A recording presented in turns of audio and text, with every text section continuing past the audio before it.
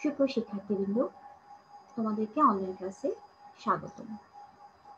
আমার পরিচয় দিলেই, আমি মারিয়াম মুস্তাফা, প্রভাষক, ব্যবস্থাপনা বিভাগ, সরকারি বাংলা কলেজ, ঢাকা। আমি আজকে পড়াবো ব্যবসায় সংগঠন ও ব্যবস্থাপনার প্রথম পত্র, ব্যবসায় পরিচিতি বই থেকে।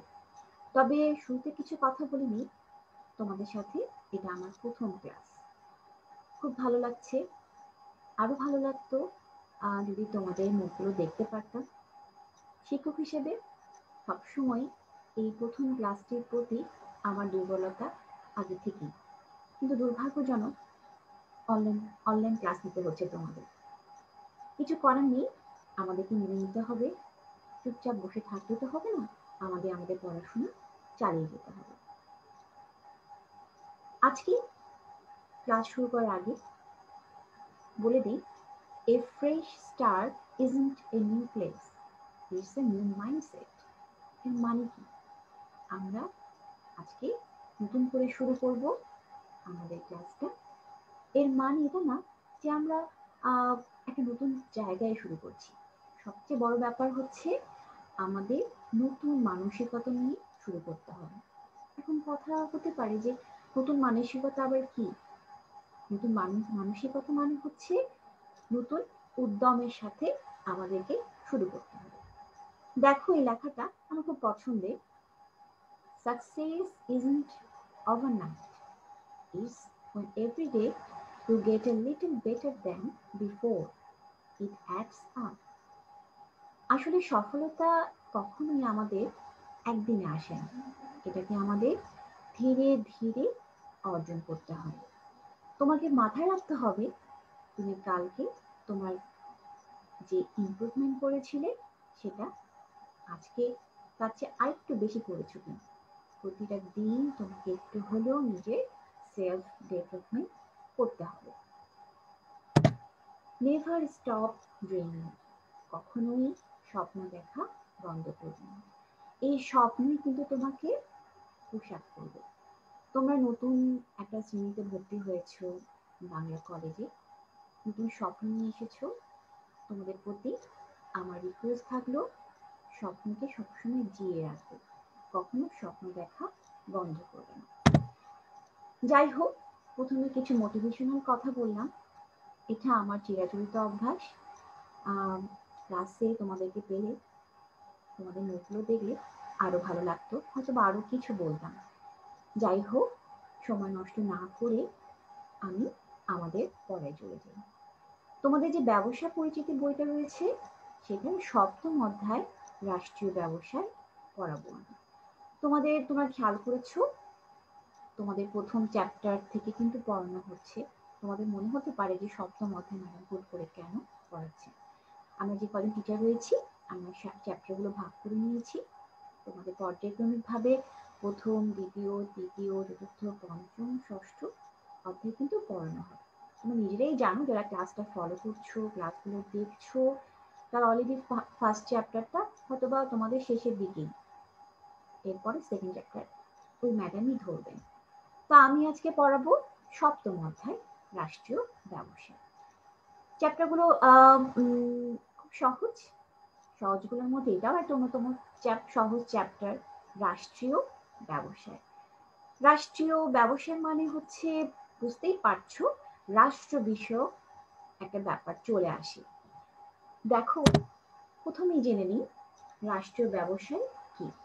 তার আগে একটা কিছু কথা বলি যে তোমরা জানো, যে কোনো সমাজে রাষ্ট্র একটি শক্তিশালী সংস্থা। জনগণের সর্বোচ্চ কল্যাণ নিশ্চিত করাই রাষ্ট্রের দায়িত্ব।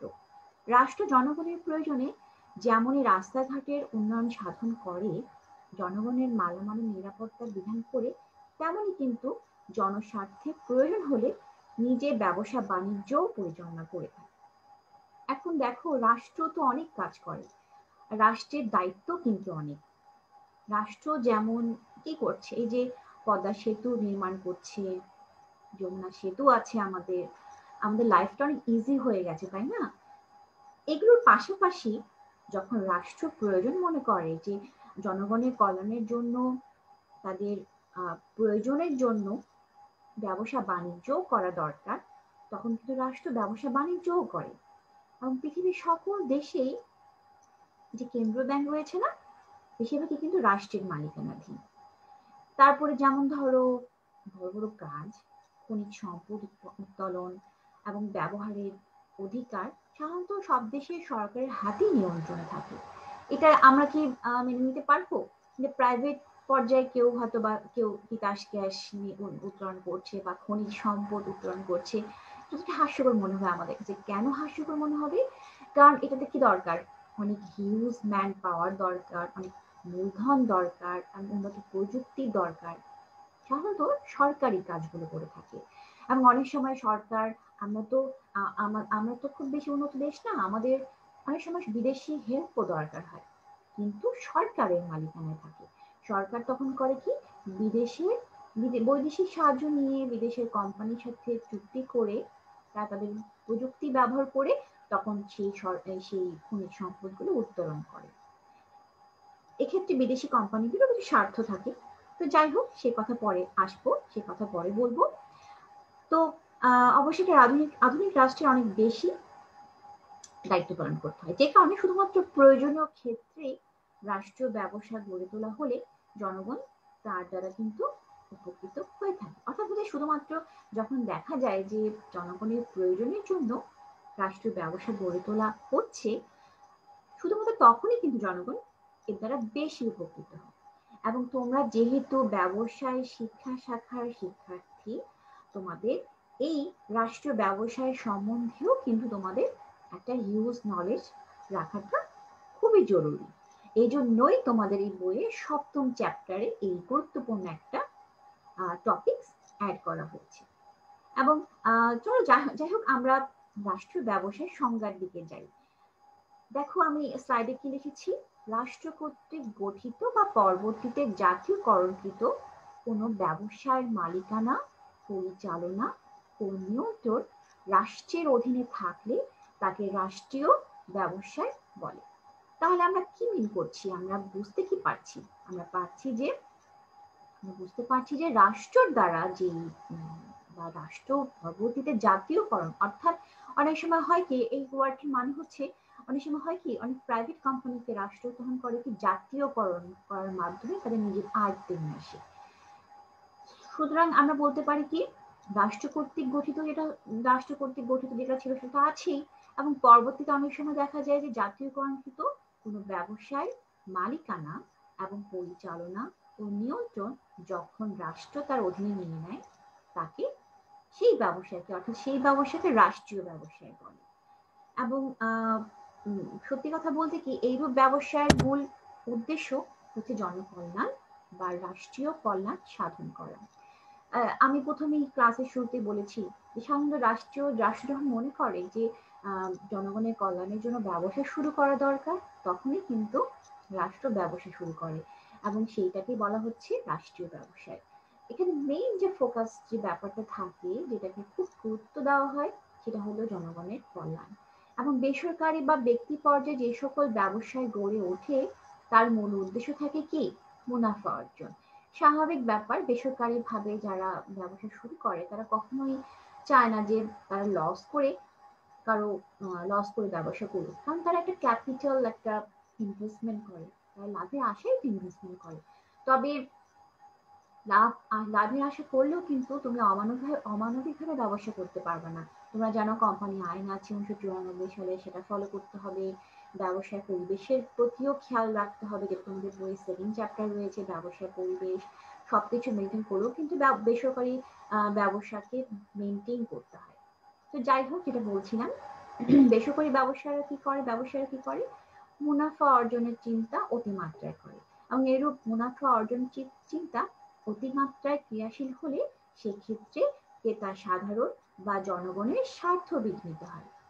এছাড়া এমন অনেক ক্ষেত্র থাকে যেখানে সরকারি নিয়ন্ত্রণ না থাকলে রাষ্ট্রের স্বার্থ ক্ষতিগ্রস্ত হওয়ার আশঙ্কা থাকে। অনেক সময় এমন হয় যে অনেক বড় বড় যেগুলো জায়গা, যেখানে অনেক ক্যাপিটালের দরকার হয়, অনেক গুরুত্বপূর্ণ যেসব জায়গা রয়েছে, সেসব জায়গায় যদি সরকারি নিয়ন্ত্রণ না থাকে, সেসব জায়গায় যদি ব্যক্তি বিশেষের নিয়ন্ত্রণ থাকে বা ব্যক্তি বা কোনো দলের নিয়ন্ত্রণ থাকে বেসরকারি পর্যায়ে, সেক্ষেত্রে কি হয় আমাদের সেক্ষেত্রে জনসাধারণের স্বার্থ বিঘ্নিত হয়। তো এটা খুবই গুরুত্বপূর্ণ ব্যাপার যে কোন কোন জায়গায় রাষ্ট্র তার ক্ষমতা ধরে রাখবে, কোন কোন জায়গায় রাষ্ট্র ক্ষমতা ছেড়ে দেবে। অনেক সময় দেখা যায় রাষ্ট্র সরকার যদি মনে করে যে এটা আমার ক্ষমতায় আমার আয়ত্তে না রাখলেও চলবে, বেসরকারি পর্যায়ে ছেড়ে দিলেও খুব ভালোভাবে চলবে এবং জনগণের স্বার্থ বিঘ্নিত হবে না, সেক্ষেত্রে কিন্তু সরকার অনেক সময় সেটাকে বেসরকারি করে ফেলে। সেক্ষেত্রে সরকার সে দায়িত্ব ছেড়ে দেয়। এটা সরকারের ইচ্ছার উপর ডিপেন্ড করে। সরকার সবসময় চায় যে জনগণের কল্যাণ হোক। তো আহ সবচেয়ে কিছু এক্সাম্পল দিই, যেমন আমরা যে পানি খাই, আমরা যে পানি ব্যবহার করি, পানি ছাড়া তো আমরা থাকতে পারি না, তাই না? পানির অপর নাম জীবন। খাওয়ার পানি বলো বা পরিষ্কার পরিচ্ছন্ন থাকার ক্ষেত্রেও বলো, পানি দরকার। ঢাকা শহরে কি আছে? ওয়াসার। ওয়াসার পানি এবং তিতাস গ্যাস, নাম শুনেছো তোমরা? কোম্পানি কি করে? গ্যাস সরবরাহ করে। এরূপ জনস্বার্থ সংশ্লিষ্ট প্রতিষ্ঠানের উপর রাষ্ট্রীয় নিয়ন্ত্রণ আবশ্যক। তো যে বললাম আমি তোমাদেরকে যে কিছু কিছু ক্ষেত্রে সরকারের নিয়ন্ত্রণ থাকা খুবই জরুরি। সেগুলোর মধ্যে যেমন ধরে যেটা বললাম যে ওয়াসার পানি, তিতাস গ্যাস, এগুলো। আমাদের মতো দেশে বাংলাদেশ ব্যাংক, বাংলাদেশ বিমান, বাংলাদেশ রেলওয়ের মতো প্রতিষ্ঠান সম্পূর্ণ বেসরকারি খাতে ছেড়ে দেওয়া সমীচীন নয়। যে কারণে রাষ্ট্রের স্বার্থ বিবেচনায় সরকার কোনো ক্ষেত্রে একচেটিয়াভাবে আবার কোথাও বেসরকারি প্রতিষ্ঠানের পাশাপাশি রাষ্ট্রীয় ব্যবসায় পরিচালনা করে থাকে। ক্ষেত্র বিশেষে সরকারি এবং বেসরকারি যৌথ মালিকানায়ও ব্যবসায় প্রতিষ্ঠান গড়ে তোলা হয়। সরকার আবশ্যক বিবেচনা করলে বেসরকারিভাবে প্রতিষ্ঠিত কোনো ব্যবসায় প্রতিষ্ঠানকে জাতীয়করণ করেও রাষ্ট্রের মালিকানায় নিয়ে আসতে পারে। উল্লেখ্য, আমাদের দেশে রাষ্ট্রীয় ব্যবসায় অদক্ষতা বিরাজমান, যে কারণে রাষ্ট্রকে অনেক ক্ষেত্রেই বড় ধরনের আর্থিক ক্ষতি বহন করতে হয়।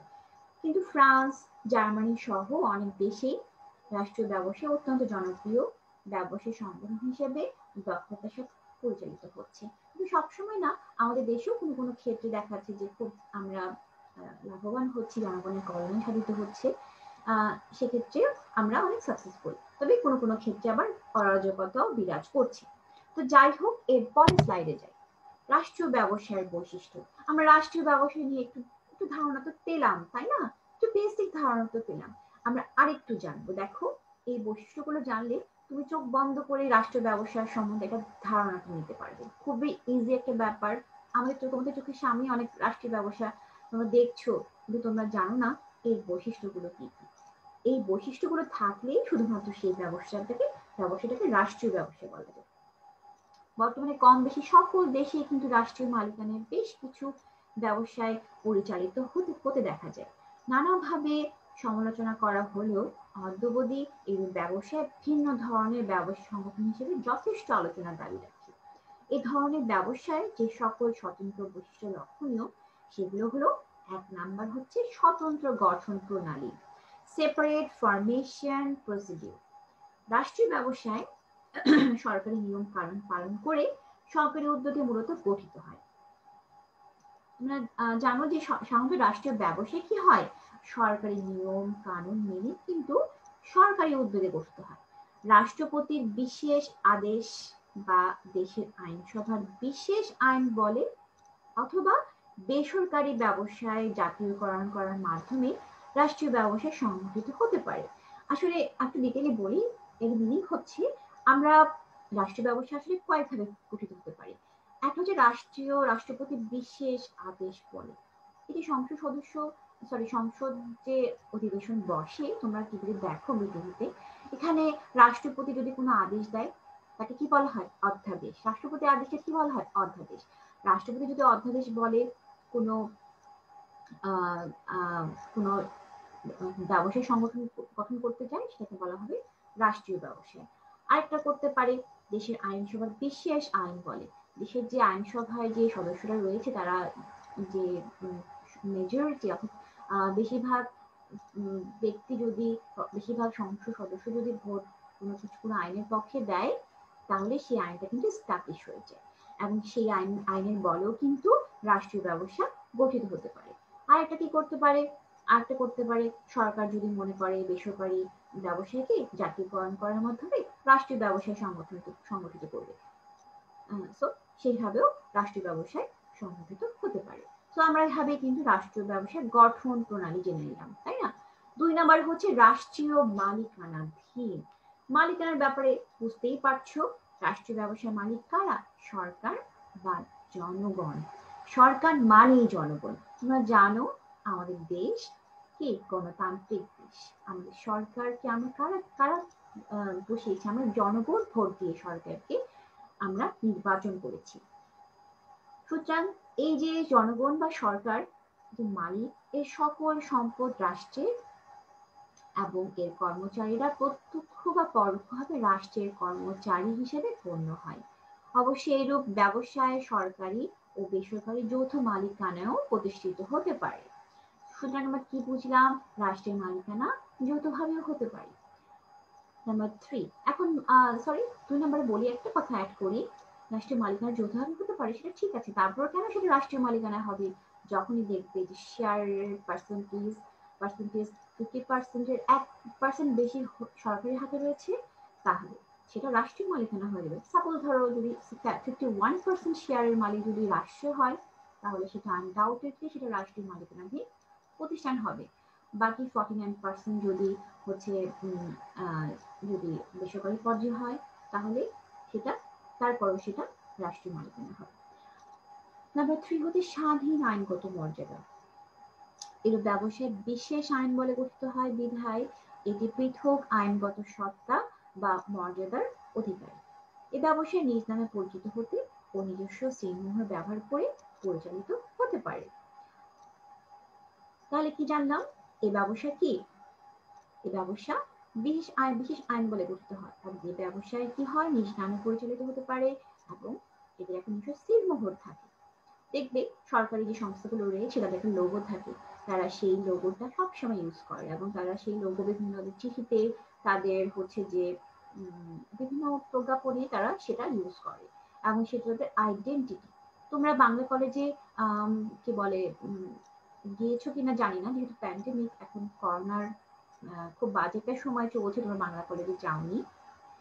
যদি ভর্তি হওয়ার পারপাসে যেয়ে থাকো, দেখবে যে আমাদের বাংলা কলেজের সাথে সংলগ্ন ওয়াসার অফিস রয়েছে, সেখানে ওয়াসার লোগোটা দেখবে যে আমাদের বাংলা কলেজের বাউন্ডারি ওয়ালের মধ্যে কিন্তু পড়ে গেছে, কমন বাউন্ডারি ওয়াল হয়ে গেছে, দেখা যাচ্ছে সেখানে লোগোটা তোমরা খেয়াল করলে দেখবে যেটা লোগো আছে।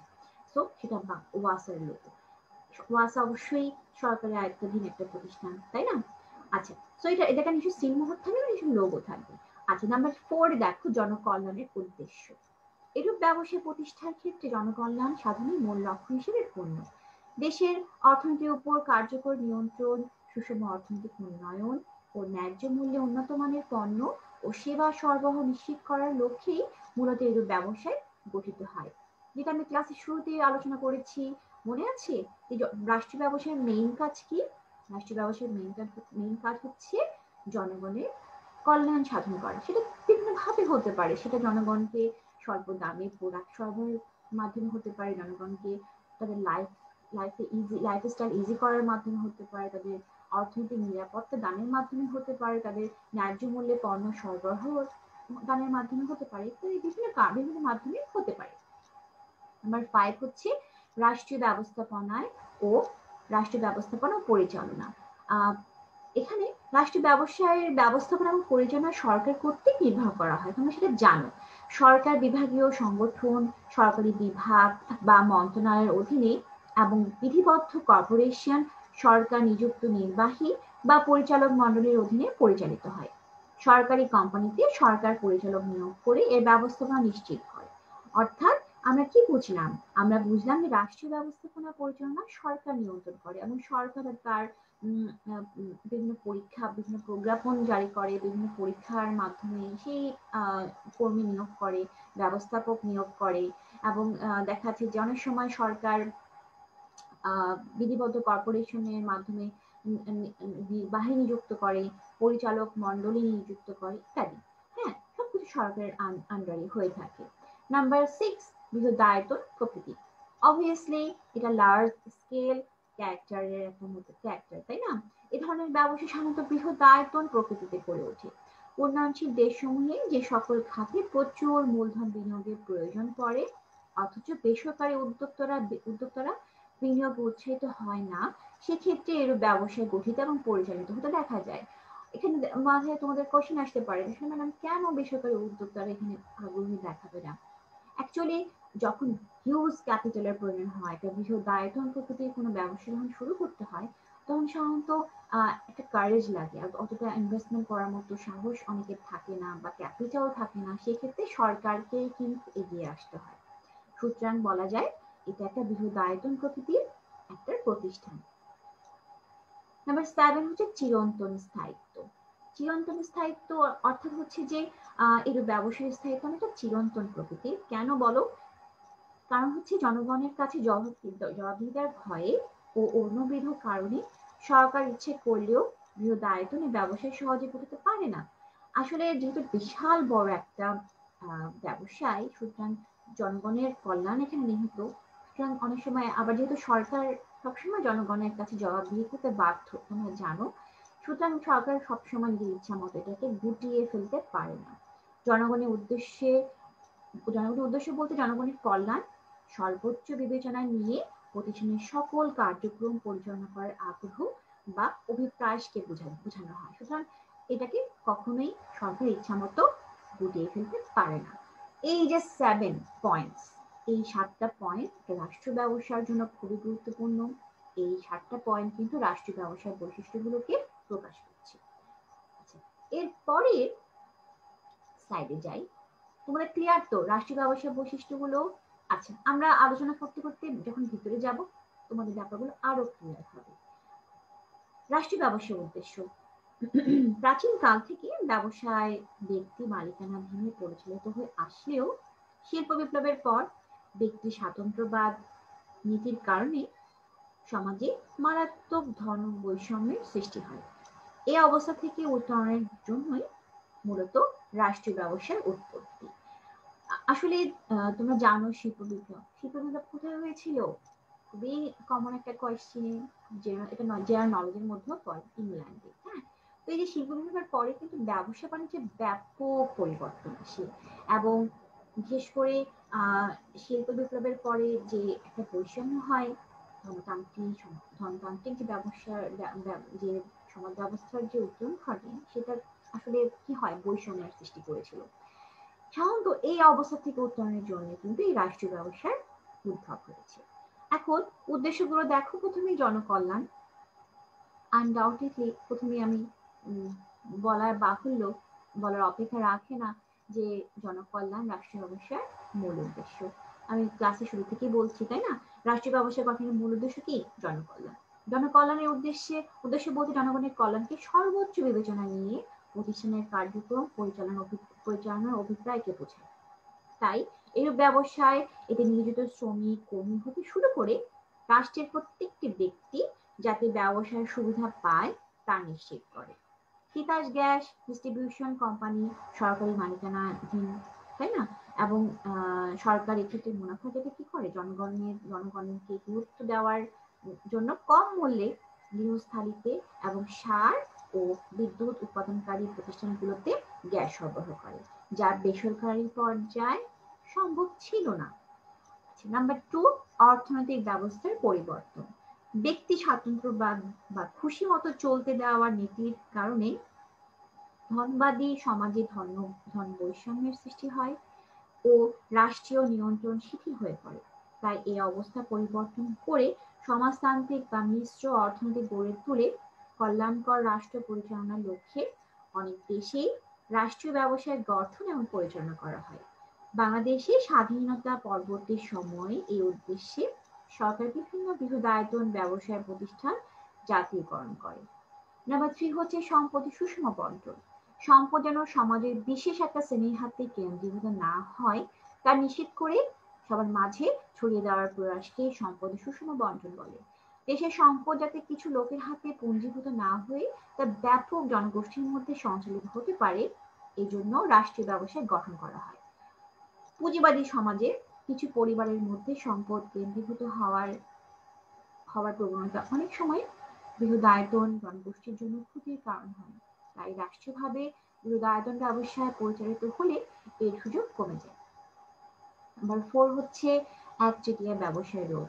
একচেটিয়া ব্যবসায় প্রতিষ্ঠার মাধ্যমে ব্যক্তি মালিকগণ যাতে সমাজে অশুভ প্রভাব বিস্তার করতে না পারে বা স্বেচ্ছাচারী হওয়ার সুযোগ না পায়, তার রোধের উদ্দেশ্য অনেক সময় ব্যক্তি মালিকানাধীন প্রতিষ্ঠানের পাশাপাশি রাষ্ট্রীয় ব্যবসায় গড়ে তোলা হয়। নাম্বার 5 কি? সুষম শিল্পায়ন। এক ধরনের ব্যবসায় গড়ে না তুলে বা দেশের একটি অঞ্চলের শিল্প কেন্দ্রীভূত না করে সর্বত্র সকল ধরনের শিল্প গড়ে তোলাকে সুষম শিল্পায়ন বলে। বেসরকারি মালিকানা কেন্দ্রীভূত ব্যবসায় অঞ্চলে ব্যবসায় গড়তে পছন্দ করে। এছাড়া যে ব্যবসায় ভালো করছে সেখানেই বিনিয়োগের আগ্রহ দেখায়। এতে সুষম শিল্প কি হয়? বাধাগ্রস্ত হয়। অর্থ হচ্ছে তোমার সব এলাকায় শিল্পের একটা সমবন্টন, এটা রাষ্ট্রীয় ব্যবসা করে থাকে। নাম্বার 6 হচ্ছে ক্ষুদ্র ও ব্যাংক ব্যবস্থা নিয়ন্ত্রণ। দেশের অর্থনীতির উপরে সরকারি নিয়ন্ত্রণ প্রতিষ্ঠার উদ্দেশ্যেও সকল দেশেই নেতৃত্ব প্রদানকারী কিছু আর্থিক প্রতিষ্ঠান সরকারি মালিকানায় পরিচালনা করা হয়। পৃথিবীর সকল দেশেই কেন্দ্রীয় ব্যাংক সরকারি মালিকানা ও নিয়ন্ত্রণে এই উদ্দেশ্যেই পরিচালিত হয়ে থাকে। সোনালী ব্যাংকের মতো ব্যাংকও এই উদ্দেশ্যে বাংলাদেশ সরকার পরিচালনা করে। তোমরা জানো সোনালী ব্যাংক একটি সরকারি ব্যাংক। বাংলাদেশ ব্যাংক কি করছে? এটাকে পরিচালনা করছে জনগণের কল্যাণের জন্য। নাম্বার 7 হচ্ছে দেশ রক্ষা শিল্প পরিচালনা। অভ্যন্তরীণ নিরাপত্তা এবং বহিঃশত্রুর হাত থেকে দেশকে রক্ষা করার উদ্দেশ্যেও প্রতিরক্ষার সাথে সংশ্লিষ্ট শিল্পসমূহ রাষ্ট্রীয় মালিকানায় গঠন ও পরিচালনা করা হয়। এছাড়াও উন্নত মারণাস্ত্র যাতে কখনোই বৈরী শক্তির হাতে না পৌঁছে, এই জন্য এর বাণিজ্য অধিকাংশ ক্ষেত্রে সরকার নিয়ন্ত্রণ এবং পরিচালনা করে। যেমন ধরো অস্ত্র উৎপাদন, এই ব্যাপারগুলো কখনো ব্যক্তি পর্যায়ে ছেড়ে দেওয়া উচিত না, তোমরা জানো, এগুলো সরকারি নিয়ন্ত্রণ করে থাকে। নাম্বার 8 হচ্ছে গুরুত্বপূর্ণ ঔষধ, ভেষজ, ক্ষতিকারক পণ্য নিয়ন্ত্রণ। গুরুত্বপূর্ণ ভেষজ এবং ক্ষতিকারক পণ্যের উৎপাদন এবং বন্টন বেসরকারি খাতে অর্পণ করলে তার অপব্যবহার সম্ভাবনা বেশি থাকে। যেমন ধরো জীবন রক্ষাকারী ওষুধ, আফিম, মদ ইত্যাদি। তাই যাতে সকল পণ্যের অন্যায় উৎপাদন এবং বন্টন হতে না পারে, এই জন্য রাষ্ট্রীয় মালিকানা এরূপ পণ্যের ব্যবসা করা যেতে পারে। নাম্বার 9 ভারী এবং মৌলিক শিল্প প্রতিষ্ঠা। মূলত মূলধন সংস্থানের সীমাবদ্ধতা, অধিক ঝুঁকি ও মূলধন প্রত্যাবর্তনে বা মুনাফা প্রাপ্তিতে বিলম্বের কারণে ব্যক্তি মালিকগণ অধিকাংশ ক্ষেত্রে মৌলিক এবং ভারী শিল্পে বিনিয়োগ করতে চায় না, অথচ শিল্পের বুনিয়াদ সৃষ্টির লক্ষ্যে এরূপ খাতে বিনিয়োগ একান্ত অপরিহার্য। তাই এ ধরনের শিল্প প্রতিষ্ঠার লক্ষ্যেও রাষ্ট্রীয় ব্যবস্থা গঠন করা হয়। লাস্ট ওয়ান হচ্ছে কর্মসংস্থানের সুযোগ সৃষ্টি। এই রাষ্ট্রীয় ব্যবসা কিন্তু হিউজ এমপ্লয়মেন্টের একটা সোর্স। তোমরা জানো দেশে অধিক কর্মসংস্থানের সুযোগ সৃষ্টি এবং বেকারত্ব হ্রাসের প্রতিষ্ঠাতেও অনেক সময় রাষ্ট্রীয় ব্যবসা গড়ে তোলা হয়, এবং এই যে বেকারত্ব দূর করার ক্ষেত্রে এই রাষ্ট্রীয় ব্যবসার ভূমিকা অতুলনীয়। সুতরাং আমরা বলতে পারি রাষ্ট্রীয় ব্যবসায় গঠন এবং পরিচালনার পেছনে অনেক মহৎ উদ্দেশ্য লক্ষণীয়। সততা, আন্তরিকতা ও যোগ্যতার সাথে এ ধরনের ব্যবসা পরিচালনা করা হলে তা আরো সুফল দিতে সক্ষম। অবশ্য রাষ্ট্রীয় ব্যবস্থার অদক্ষতার কারণে এরূপ ব্যবসায় প্রায়শই সমালোচিত হয়ে থাকে। তারপরেও বলা অপেক্ষা রাখে না যে রাষ্ট্রীয় ব্যবসা জনগণের কল্যাণের উদ্দেশ্য সাধনের জন্যই কিন্তু গঠিত হয়েছে। এরপরে স্লাইডে যাই। রাষ্ট্রীয় ব্যবসার সুবিধা। আমরা কিন্তু রাষ্ট্রীয় ব্যবসার যে উদ্দেশ্যগুলো বললাম বা জানলাম, সেখানে কিন্তু রাষ্ট্রীয় ব্যবসার সুবিধাগুলো অনেকটা জেনে গেছি, তাই না? তারপরে কিছু পয়েন্ট আউট করে ফেলি। আমরা তোমাদের বই আছে, কেন তোমাদের সবকিছু খুব পুঙ্খানুপুঙ্খভাবে জানতে হবে? কারণ তোমাদের কিন্তু সৃজনশীল প্রশ্ন হয়, তোমাদের প্রতিটা জিনিস সম্বন্ধে একটা বেসিক ধারণা থাকতে হবে। কোনো লাইন তোমাদের স্কিপ করা যাবে না। হ্যাঁ, যেটা তোমাদের মনে রাখতে হবে সেটা পড়বা বেশি করে, কিন্তু কোনো লাইন স্কিপ করা যাবে না। প্রতিটা জিনিস সম্বন্ধে তোমাদের নখ দর্পে থাকতে হবে প্রত্যেকটা বিষয়, তাহলে কিন্তু তোমরা পরীক্ষা ভালো করতে পারবে। প্রথমে আসি সামাজিক ন্যায় বিচার। রাষ্ট্রীয় ব্যবসায় সমাজের কিছু সংখ্যক ব্যক্তিগত সম্পদ কেন্দ্রীভূত হওয়ার প্রবণতা বন্ধ করে, এবং কি হয় যে জনগণের যে ভাগ্য উন্নয়নের লক্ষ্যে সম্পদের সুষম বন্টন নিশ্চিত করে সামাজিক ন্যায় বিচার প্রতিষ্ঠা করে। আমি কিছু একটা এক্সাম্পল দেই। এই যে যেমন ধরো আমরা যে বাসে যাই, বিআরটিসি বাসে কি হয়, ভাড়া কম হয়, তাই না? যাত্রীরা যাত্রীদের সাথে খুব বেশি ঝামেলা করে না। এবং ট্রেনে যে আমরা যাই, ট্রেনের ভাড়াও তুলনামূলকভাবে কম, তাই না? তো এই যে এই ব্যাপারগুলো হচ্ছে আমাদের সরকারি যে মালিকানাধীন এই জিনিসগুলো আমাদের জীবনের হ্যাসেল কমিয়ে ফেলে। আচ্ছা, জনকল্যাণ সাধন নাম্বার 2। এরূপ ব্যবসা জনকল্যাণের উদ্দেশ্যেই মূলত গঠিত ও পরিচালিত হয়। জনকল্যাণমুখী বিভিন্ন খাত, যেমন যেটা বললাম ওয়াসা, রেলওয়ে, গ্যাস, বিদ্যুৎ ইত্যাদির মতো বিভিন্ন প্রতিষ্ঠান পরিচালনা করে আমাদের দেশে এই ব্যবসায় জনগণের অশেষ উপকার সাধন করে। নাম্বার 3 হচ্ছে অধিক কর্মসংস্থান, যেটা আমি একটু আগে বললাম। এই রাষ্ট্রীয় ব্যবসাগুলো অধিক কর্মসংস্থানের একটা বিশাল সুযোগ করে দেয়, বিশেষ করে কর্মসংস্থানের একটা বিশাল সুযোগ করে দেয়। নাম্বার 4 হচ্ছে সুষম শিল্পায়ন, যেটা উদ্দেশ্যের মধ্যে আমি বলেছি, একটু আগেই বললাম, আর ডিটেইল আলোচনা না করি। হ্যাঁ, নাম্বার 5 হচ্ছে বৃহদায়তন শিল্প প্রতিষ্ঠা। উদ্দেশ্যের মধ্যে ছিল কি করে রাষ্ট্র যখন হিউজ ক্যাপিটাল রিলেটেড যখন কোনো শিল্প প্রতিষ্ঠা করতে হয় তখন রাষ্ট্র সেটা দায়িত্ব নেয়। নাম্বার 6 হচ্ছে ন্যায্য মূল্যে পণ্য সরবরাহ। ব্যক্তি মালিকানাধীন ক্ষেত্রে ব্যবসা কি হয়, ফটকা ব্যবসায়ের যে প্রবণতা দেখা যায় বা কৃত্রিম সংকট সৃষ্টির মাধ্যমে মূল্য বৃদ্ধির যে প্রবণতা দেখা যায়, রাষ্ট্রীয় ব্যবসার মাধ্যমে তা দূর করা যায়। নাম্বার 7 হচ্ছে স্থিতিশীল সরবরাহ নিশ্চিত ও মান। কেন্দ্রীভূত পরিকল্পনার আওতায় এক্ষেত্রে স্বাভাবিক পণ্য উৎপাদন বজায় রাখা যায়, ফলে পণ্যের সরবরাহের স্থিতিশীলতা বজায় থাকে।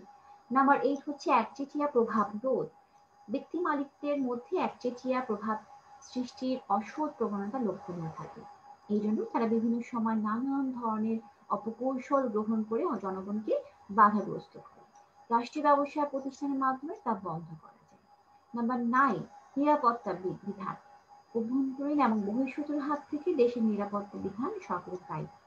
রাষ্ট্রীয় ব্যবসার মাধ্যমে দেশ রক্ষা, শিল্প প্রতিষ্ঠা ও এর বাণিজ্য পরিচালনা করা হলে এরূপ নিরাপত্তা বিধান সহজতর হয়। নাম্বার 10, অর্থ ব্যবস্থা নিয়ন্ত্রণ। দেশের অর্থনৈতিক উন্নয়নে অর্থ ব্যবস্থার উপর সরকারের প্রয়োজনীয় নিয়ন্ত্রণ ক্ষমতা বজায় থাকা আবশ্যক। রাষ্ট্রীয়ভাবে প্রয়োজনীয় ব্যাংক, বীমা ইত্যাদি প্রতিষ্ঠান পরিচালনা করে সরকার দেশের অর্থ ব্যবস্থা নিয়ন্ত্রণ করতে পারে। নাম্বার 11, ব্যবসা বাণিজ্য নিয়ন্ত্রণ। দেশের শিল্প বাণিজ্যের উপর সরকারের প্রয়োজনীয় নিয়ন্ত্রণ থাকা উচিত। দেশের আমদানি রপ্তানির উপরও সরকারের প্রয়োজনীয় নিয়ন্ত্রণ থাকা আবশ্যক। রাষ্ট্রীয়ভাবে কিছু বাণিজ্যিক প্রতিষ্ঠান পরিচালনার মাধ্যমে সরকারের ক্ষেত্রে যথাযথ নিয়ন্ত্রণ বজায় রাখতে পারে। নাম্বার 12, প্রাকৃতিক সম্পদের সদ্ব্যবহার। বেসরকারি খাতে দেশের প্রাকৃতিক সম্পদ ছেড়ে দেওয়া হলে কি হবে, ব্যক্তি স্বার্থ বিবেচনায় তা অপব্যবহারের সম্ভাবনা বেশি থাকবে। রাষ্ট্রীয় মালিকানায় প্রাকৃতিক সম্পদের ব্যবহার করা হলে দেশের সকল মানুষের সুফল পাবে। নাম্বার 13, ক্ষতিকারক পণ্যের উৎপাদন নিয়ন্ত্রণ। সাধারণভাবে ক্ষতিকারক অথচ বিশেষ ক্ষেত্র বিশেষে প্রয়োজন হয় এমন পণ্য, যেমন ধরো যে মদ, আফিম, প্যাকেট্রি, ইনজেকশন ইত্যাদির উৎপাদনের ক্ষেত্রে যথাযথ নিয়ন্ত্রণ জাতীয় স্বার্থে অপরিহার্য। রাষ্ট্রীয়ভাবে এরূপ পণ্য উৎপাদন এবং বন্ধ করা হলে এদের নিয়ন্ত্রণ সহজ হয়। লাস্ট ওয়ান, জাতীয় আয় বৃদ্ধি। এ ধরনের ব্যবসায় কর ফাঁকি দেওয়ার প্রবণতা থাকে না। এছাড়া বিভিন্ন রাজস্ব এ ব্যবসায় সরকারকে যথাযথভাবে প্রদান করে। এর অর্জিত মুনাফা সরকারি কোষাগারে জমা হয়, ফলে জাতীয় আয় বৃদ্ধি পায় এবং জনগণের জীবনযাত্রার মান উন্নত হয়। সুতরাং বলতে পারি যে রাষ্ট্রীয় ব্যবসায় পরিচালনার ক্ষেত্রে দেশের সামাজিক ও অর্থনৈতিক অগ্রগতি অর্জন ও কল্যাণ লাভ অনেকাংশেই সম্ভব। তবে তা অর্জনে দক্ষ ব্যবস্থাপনা, সুষ্ঠু পরিকল্পনা ও কার্যকর তত্ত্বাবধান অপরিহার্য। এই হলো রাষ্ট্রীয় ব্যবসায়ের সুবিধা। এরপরে স্লাইডে যাই। রাষ্ট্রীয় ব্যবসায় কিন্তু অসুবিধাও কিন্তু রয়েছে, তাই না? এই অসুবিধাগুলো কি কি দেখো। আহ অসুবিধাগুলোর মধ্যে প্রথমে আসছে স্বাভাবিক অর্থনৈতিক বিকাশের বাধা। এখানে সরকারি মালিকানায় ব্যবসায় গঠন এবং পরিচালনা করা হলে কি হয়, যে বেসরকারি উদ্যোক্তাগণ নিরুৎসাহিত হয়। এতে করে কি হয়, এতে দেশের কার্যকরী কারবারি পরিবেশ বিপন্ন হয় ও স্বাভাবিক অর্থনৈতিক বিকাশ বাধাগ্রস্ত হয়। অদক্ষ ব্যবস্থাপনা নাম্বার 2, এরূপ ব্যবসা পরিচালনার ভার সরকারি আমলা বা রাজনৈতিকভাবে প্রভাবিত ব্যক্তিদের উপর ন্যস্ত থাকে, যাদের মেজাজ, শিক্ষা, অভিজ্ঞতা কোনোটি শিক্ষা ব্যবস্থার অনুকূল নয়। ফলে এই ব্যবস্থাপনা সবসময় অযোগ্যতা বা অদক্ষতায় ভোগে। নাম্বার 4, দ্রুত সিদ্ধান্ত গ্রহণে অসুবিধা। যথাযথ সময় যথাযথ সিদ্ধান্ত গ্রহণ এবং তার বাস্তবায়নের উপর ব্যবসায় সাফল্য নির্ভর করে। কিন্তু রাষ্ট্রীয় ব্যবসায় আমলাতান্ত্রিক ব্যবস্থাপনার কারণে সকল বিষয়ে দীর্ঘসূত্রিতার সৃষ্টি হয়, যা সিদ্ধান্ত গ্রহণকে বিলম্বিত এবং অকার্যকর করে রাখে। নাম্বার 4 হচ্ছে লাল ফিতার দৌরাত্ম্য। রাষ্ট্রীয় ব্যবসায়ের ব্যবস্থাপক এবং কর্মচারীদের মধ্যে আমলাতান্ত্রিক মানসিকতা বিদ্যমান থাকায় ধরাবাঁধা নিয়ম কানুনের নিগড়ে সব কাজ গণ্ডিবদ্ধ হয়ে পড়ে। এতে লাল ফিতার একটা দৌরাত্ম্যের সৃষ্টি হয়। নাম্বার 5 হচ্ছে উৎসাহের অভাব। রাষ্ট্রীয় ব্যবসায় পরিচালনায় বিশেষ কোনো ব্যক্তি স্বার্থ জড়িত থাকে না, তাই ব্যক্তিগত উৎসাহ উদ্যমের অভাবে এই ব্যবসায় নিষ্ক্রিয়তা ও গতিহীনতা দেখা দেয়। অলাভজনক সংস্থা। এরূপ ব্যবসায় অধিকাংশ ক্ষেত্রে অলাভজনক প্রতিষ্ঠানে পরিণত হয় এবং সরকারি সাহায্যে টিকে থাকে। অনবরত লোকসানের ফলে এরূপ ব্যবসায় সম্পর্কে জনমনে খারাপ ধারণা জন্মে এবং জাতির জন্য তা বোঝা হয়ে দাঁড়ায়। নাম্বার 7, নমনীয়তার অভাব। এরূপ ব্যবসায় সরকারি নিয়ম নীতির বেড়াজালে আবদ্ধ থাকে বিধায় প্রতিনিয়ত পরিবর্তনশীল কারবারি অবস্থার সাথে সংগতি বিধানে ব্যর্থ হয়। ফলে তা বেসরকারি প্রতিষ্ঠানের সাথে প্রতিযোগিতা টিকে থাকতে পারে না। এটা একটা বড় ধরনের ব্যারিয়ার। নাম্বার 8 হচ্ছে অপচয় এবং অপব্যয় বৃদ্ধি। একটা কথা আছে না, গৌরী সেনের টাকা। এ প্রবাদ রাষ্ট্রীয় ব্যবসার ক্ষেত্রে প্রযোজ্য, যার কারণে সর্বত্র যথেচ্ছ ব্যয় হয়। এছাড়া ব্যক্তি স্বার্থ ও ব্যক্তি সতর্কতার অভাবে প্রতিষ্ঠানের সহায়ক সম্পত্তি মারাত্মক অপচয় ঘটে, ফলে ব্যবসায় ক্ষতিগ্রস্ত হয়। অপচয়ের কথা একটা এক্সাম্পল দিই। যেমন ধরো আমরা আমাদের ক্লাসে তোমরা কি করো, ক্লাস শেষে কি করো, লাইট ফ্যান অফ করে দিয়ে যাও না। এটা খুব খারাপ একটা অভ্যাস। তোমার মনে হতে পারে যে তোমার বাবা তো বিল পে করছে না, বিল পে করছে সরকার। তোমাদের মাথায় রাখতে হবে অপচয় কখনোই ভালো না। সুতরাং এখন থেকে চেষ্টা করবা যখনই কোনো রুম ছেড়ে চলে যাবা, কেউ যদি না থেকে লাইট এবং ফ্যান অফ করে দিয়ে যাবা। ঠিক আছে, অপচয় কখনোই ভালো না। আচ্ছা, নাম্বার 9, দুর্নীতি এবং ষড়যন্ত্র।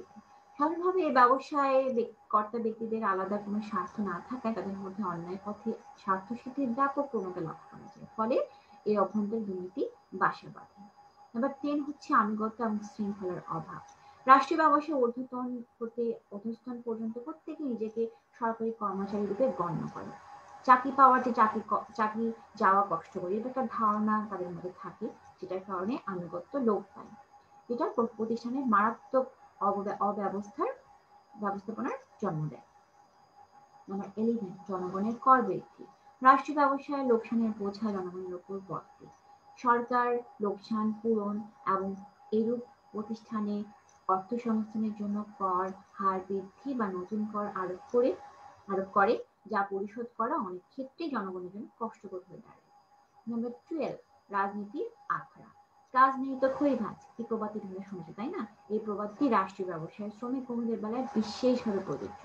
ক্ষুদ্র স্বার্থে সহজেই এরা দেশের বিভিন্ন রাজনৈতিক নেতাদের ক্রিয়ানকে হাতের খেলায় পরিণত হয়, হ্যাঁ, এবং দলাদলি এবং সংঘাতে লিপ্ত হয়। ফলে অধিকাংশ সময় কাজকর্ম এবং উৎপাদন ব্যাহত হয়। এই হলো রাষ্ট্রীয় ব্যবসার মেইন অসুবিধা। তোমরা এই ব্যাপারটা কিন্তু আইডিয়া আছে কিছুটা হলেও। তোমরা দেখছো দুর্নীতি, অরাজকতা যেগুলো আমাদের চোখের সামনে ঘটেছে, সেগুলো দিয়েও একটু হলো বিচার বিবেচনা তোমরা করতে পারবে। আচ্ছা, নেক্সট স্লাইডে যাই। রাষ্ট্রীয় ব্যবসার প্রকারভেদ। রাষ্ট্রীয় ব্যবসার প্রকারভেদ আমি যখন ক্লাসের শুরুতেই বলেছিলাম, গঠনতন্ত্র মনে আছে কিভাবে কিভাবে গঠিত হয়, সেটাই বলবো আমি এখন। রাষ্ট্রীয় ব্যবসা মধ্যে 4 ভাবে গঠিত হয়ে থাকে। এক নম্বর হচ্ছে সরকারি বিভাগীয় সংগঠন। যে ব্যবসায় সংগঠন কোন সরকারি বিভাগ বা মন্ত্রণালয়ের প্রত্যক্ষ নিয়ন্ত্রণ এবং হচ্ছে আহ তত্ত্বাবধানে গঠিত এবং পরিচালিত হয়, তাকে সরকারি বিভাগীয় সংগঠন বলা হয়। এরূপ সংগঠন সরকারের সাধারণ প্রশাসনিক কাঠামোর অঙ্গ হিসেবে একটি বিভাগ দ্বারা পরিচালিত হয়। নাম্বার 2 হচ্ছে, আচ্ছা, সরকারি বিভাগীয় সংগঠনের কয়েকটি এক্সাম্পল, যেমন বাংলাদেশ ডাক বিভাগ, বাংলাদেশ রেলওয়ে, বাংলাদেশ বিমান, ওয়াসা ইত্যাদি এসএমই সংগঠনের উদাহরণ। নাম্বার 2 হচ্ছে বিধিবদ্ধ বা সরকারি সংস্থা। যে রাষ্ট্রীয় ব্যবসায়ী সংগঠন রাষ্ট্রপতির আদেশ বলে বা জাতীয় সংসদে পাশকৃত বিশেষ আইন বলে গঠিত এবং নিয়ন্ত্রিত হয়ে থাকে, তাকে বিধিবদ্ধ সংস্থা বলা হয়। যেটা আমি একটু আগে বললাম, ডিটেইলি বলেছি প্রথমেই ক্লাসের শুরুতে। নাম্বার 3 হচ্ছে সরকারি যৌথ মূলধনী ব্যবসায়, যে ব্যবসা বা কোম্পানির অধিকাংশ শেয়ারের মালিক সরকার এবং দেশের প্রচলিত কোম্পানি আইন অনুযায়ী তার প্রস্তাব নিবন্ধিত হয়ে কার্যক্রম পরিচালনা করে, তাকে সরকারি যৌথ মূলধনী ব্যবসায় বা সরকারি কোম্পানি বলা হয়। এই ব্যবসায় কমপক্ষে 51% ভাগ শেয়ার সরকারের হাতে থাকে। যেটা আমি একটু আগে বললাম, হ্যাঁ, যে শেয়ারের পার্সেন্টেজ যদি 50% 1% বেশিও সরকারি হাতে থাকে তাহলে সেটাই হচ্ছে সরকারি ব্যবসায়, এবং সেটাকে সরকারি যৌথ মূলধনী ব্যবসা বলা হয়। যৌথ মূলধনী নিয়ে তোমাদের চ্যাপ্টার আছে, তোমরা আরো ডিটেইলি জানবা। এইরূপ ব্যবসায় একটা এক্সাম্পল যেমন তিতাস গ্যাস কোম্পানি লিমিটেড, এসব কোম্পানি কি হয়, লিমিটেড ওয়ার্ড যুক্ত হয়, ঠিক আছে। Bangladesh oxygen limited, Padma oils company limited, Sonali bank limited, Bangladesh telecommunication company limited, যেটা বলে BTCL, power grid company of Bangladesh limited ইত্যাদি এরকম সরকারি কোম্পানি উদাহরণ। নাম্বার 4 হচ্ছে বোর্ড শাসিত প্রতিষ্ঠান। এই সংস্থা সংসদের পাশকৃত আইন বলে বা রাষ্ট্রপতির আদেশ অধ্যাদেশ বলে গঠিত এবং নিয়ন্ত্রিত হয় এবং সরকারের নির্ধারিত উদ্দেশ্য বাস্তবায়নে নিয়োজিত থাকে, তাকে বিধিবদ্ধ বোর্ড বা বোর্ড শাসিত প্রতিষ্ঠান বলা হয়। বিধিবদ্ধ সংস্থা বা কর্পোরেশনের ন্যায় বোর্ড সমূহ কিন্তু নির্দিষ্ট আইন বা অধ্যাদেশের বাইরে কোনো কাজ সম্পাদন করতে পারে না। বিধিবদ্ধ সংস্থার উদ্দেশ্য অনেকটা বাণিজ্যিক, কিন্তু বোর্ড শাসিত প্রতিষ্ঠানের উদ্দেশ্য মূলত উন্নয়নমূলক। বাংলাদেশ পল্লী উন্নয়ন বোর্ড, বাংলাদেশ তাঁত বোর্ড, বাংলাদেশ চা বোর্ড, বাংলাদেশ পল্লী বিদ্যুতায়ন বোর্ড, বাংলাদেশ রেশন উন্নয়ন board, Bangladesh rural development board, BRDB যেটা বলি, এরূপ প্রতিষ্ঠানের উদাহরণ। তো এই হলো রাষ্ট্রীয় ব্যবসায়ের প্রকারভেদ। রাষ্ট্রীয় ব্যবসায়ের কিছু একটা চার্ট তোমরা বই পাবা, এখানে দেখো তোমাদের খুবই গুরুত্বপূর্ণ চার্টটা। এখানে ব্যবসায়গুলোর নাম রয়েছে, ব্যবসার প্রকৃতি রয়েছে এবং নিয়ন্ত্রণকারী মন্ত্রণালয়ের নাম রয়েছে। খেয়াল করে দেখো এখানে কেন বললাম খুব গুরুত্বপূর্ণ, এখানে এমসিকিউ ভাবে আসে, এমসিকিউ এখান থেকে দিয়ে দিবে, হ্যাঁ, এবং সেটা তোমাকে মনে রাখতে হবে। সাপোজ তোমার যদি বলা হয় যে বাংলাদেশের রাসায়নিক শিল্প সংস্থা, এর প্রকৃতি কি, এর ব্যবসার প্রকৃতি কি, শিল্প, এবং এটা কোন মন্ত্রণালয়ের অধীনে, শিল্প মন্ত্রণালয়ের অধীনে। ঠিক আছে, বুঝতে পেরেছো কিভাবে তোমাদের এমসিকিউ গুলো আসবে। নাম্বার 2 হচ্ছে বাংলাদেশ পাট কল সংস্থা, এর ব্যবসার প্রকৃতি শিল্প, মন্ত্রণালয় হচ্ছে বস্ত্র এবং পাট মন্ত্রণালয়। বাংলাদেশ বিদ্যুৎ উন্নয়ন বোর্ড, এর ব্যবসার প্রকৃতি হচ্ছে সেবাধর্মী এবং নিয়ন্ত্রণকারী মন্ত্রণালয়ের নাম হচ্ছে বিদ্যুৎ জ্বালানি এবং খনিজ। নাম্বার 4 হচ্ছে বাংলাদেশ বাণিজ্য সংস্থা, ব্যবসায় প্রকৃতি এবং মন্ত্রণালয় হচ্ছে বাণিজ্য। এরকম আরো আছে বাংলাদেশ ব্যাংক, এটা হচ্ছে কেন্দ্রীয় ব্যাংকের অধীনে, মন্ত্রণালয় অর্থ মন্ত্রণালয়ের অধীনে। বাংলাদেশ সড়ক পরিবহন সংস্থা বিআরটিসি, এর ব্যবসা ধরন হচ্ছে পরিবহন, সড়ক এবং সেতুর মন্ত্রণালয়ের অধীনে। বাংলাদেশ রেলওয়ে হচ্ছে বিআর, পরিবহন শিল্প প্রকৃতি, রেল মন্ত্রণালয়ের অধীনে। বাংলাদেশ পর্যটন সংস্থা সেবাধর্মী একটি ব্যবসায় এবং এটা হচ্ছে বেসরকারি বিমান এবং পর্যটন মন্ত্রণালয়ের অধীনে। বাংলাদেশ বিমান হচ্ছে পরিবহন শিল্পের আন্ডারে পড়ছে এবং এটা হচ্ছে বেসামরিক বিমান এবং পর্যটন মন্ত্রণালয়ের আন্ডারে। বাংলাদেশ বন উন্নয়ন সংস্থা বনজ এবং মন্ত্রণালয় হচ্ছে পরিবেশ এবং বন। বাংলাদেশ অভ্যন্তরীণ জল পরিবহন সংস্থা বিআইডব্লিউটিসি, এটা হচ্ছে পরিবহন শিল্পের মধ্যে পড়ছে এবং নৌ পরিবহন মন্ত্রণালয়ের আন্ডারে। বাংলাদেশ বস্ত্রকল সংস্থা হচ্ছে বিটিএমসি, হচ্ছে শিল্পের আন্ডারে, শিল্পের মধ্যে পড়ছে এবং এটা হচ্ছে বস্ত্র এবং পাট মন্ত্রণালয়ের অধীনে। বাংলাদেশ টেলিগ্রাম এবং টেলিফোন বোর্ড হচ্ছে বিটিটিবি, সেবাধর্মী শিল্পের মধ্যে পড়ছে, এটা হচ্ছে ডাক এবং টেলিযোগাযোগ ও তথ্য প্রযুক্তি মন্ত্রণালয়ের আন্ডারে। বাংলাদেশ তৈল গ্যাস এবং খনিজ সম্পদ কর্পোরেশন, এটা সেবা প্রকৃতি হচ্ছে সেবাধর্মী, তো এটা শিল্প প্রকৃতি হচ্ছে সেবাধর্মী এবং এটা হচ্ছে বিদ্যুৎ জ্বালানি এবং খনিজ আহ মন্ত্রণালয়ের অধীনে। তো এই হলো বাংলাদেশের মেইন যে রাষ্ট্রীয় ব্যবস্থা। আই হোপ তোমাদের অনেকটা ক্লিয়ার হয়েছে। আচ্ছা যাই হোক, আমি এরপরে হোয়াটসঅ্যাপ পড়াতাম, তোমাদের ক্লাসের টাইম যেহেতু শেষ, আমাকে আজকেই এখনই শেষ করতে হচ্ছে। নেক্সট ক্লাস তোমাদের জন্য অপেক্ষা করছে এই জিনিসগুলো, হ্যাঁ। তো যাই হোক, লাস্টে একটা কথা বলি, push yourself, no one else is going to do it for you. সুতরাং পড়াশোনা শুরু করে দাও, নতুন বর্ষ তোমাদের জন্য, নতুন ইয়ার, নতুন ভাবে স্বপ্ন দেখা শুরু করো, পড়াশোনা করো, তোমার পড়াটা তোমাকেই করতে হবে, এটা কেউ করে দেবে না। আমরা কি, আমরা হচ্ছে অনলাইন ক্লাস নিচ্ছি তোমাদের জন্য, তোমাদের হেল্প করছি, বাট তোমার পড়াটা তো তোমাকেই করতে হবে, তাই না? তো যাই হোক, ভালো থেকো, তোমরা সুস্থ থেকো। এতক্ষণ আমার সাথে থাকার জন্য তোমাদেরকে অসংখ্য ধন্যবাদ। বাসার বাইরে বেশি বের হবে না, বাসার বাবা মার লক্ষ্মী ছেলে হয়ে থাকবে, আমি পড়াশোনা করবে, সুস্থ থাকবে। তোমাদেরকে আমার সঙ্গে এতক্ষণ থাকার জন্য অসংখ্য ধন্যবাদ। আল্লাহ হাফেজ।